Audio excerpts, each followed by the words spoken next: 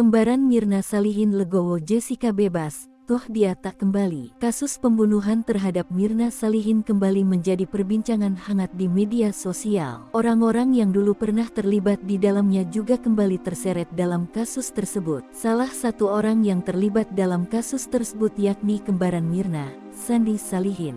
Diketahui, Sandi Salihin belum muncul lagi ke publik untuk mengungkap kasus tersebut. Meski belum buka suara terkait kembarannya, tapi ia sempat menyampaikan sebuah pesan. Pesan tersebut tak diungkapkan oleh Sandi secara langsung melainkan lewat komunikasi dengan aktor Denny Sumargo.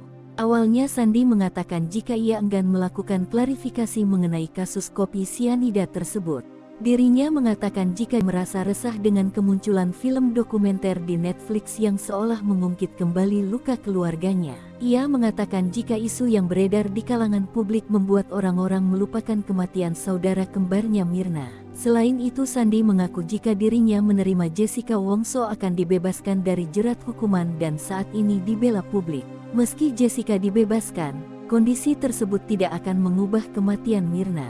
Sebelumnya, drama kasus pembunuhan Mirna Salihin kembali menjadi perbincangan hangat di media sosial setelah film dokumenter Ice Cold, Murder, Coffee, and Jessica Wongso tayang di Netflix.